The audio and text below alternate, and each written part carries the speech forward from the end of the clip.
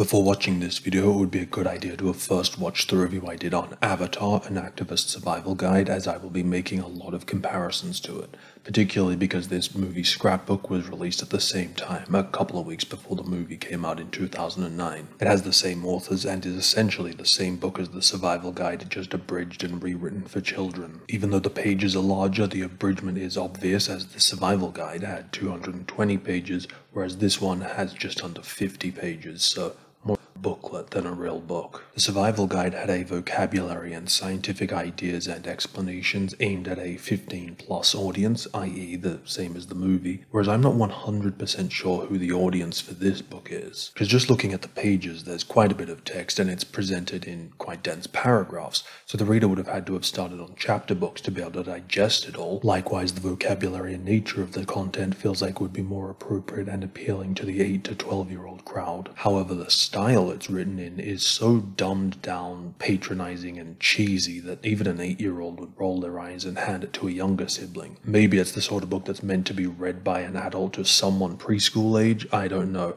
But whatever the case, I find it a really weird book to release at all for an audience too young to have seen the movie, because if it was like an Avatar comic or cartoon for kids, that would make sense because it would have a story and more context than the only vague and threadbare context here of you're an explorer journeying to Pandora. So it's just like, hey kid, here's a 50-page lore book of random stuff from a movie you haven't seen. Granted, most kids aren't going to be considering it that deeply and will think it's cool to look at and enjoy it anyway, because that's how they are, but even if that's the case, the point remains, why would you buy it for that purpose as opposed to a book on Star Wars or Ninja Turtles or whatever else that they have experienced some version of? Of course, I understand the actual answer to all this is because money. No one at the publisher would ever think of anything beyond that. So it's a pretty stupid and pointless book. The text particularly has next to nothing to offer adult fans. There's not really any lore here that you don't get better from the movie and survival guide. However, there are some tiny exceptions to that. Interestingly, there are 2 plants included here that weren't in the survival guide, and then also barely a handful of images that don't appear in any other books. None of it's worth it unless you are the absolute completist, in which case it is something you'll want to be aware of. Speaking of the images, on the back of the book it claims to feature images from the film, but delightfully, just like the survival guide, it doesn't actually contain any stills. Also, like the survival guide, it's done in an in-world style, and in fact, I actually think this book is a little better in its visual immersive elements. It uses that stuff to better effect and looks more professionally designed. So like coffee mug rings, more varied papers, backgrounds, layouts, and other graphic design elements that look and feel more immersive and visually pleasing than the survival guide. It's been designed more like a dossier.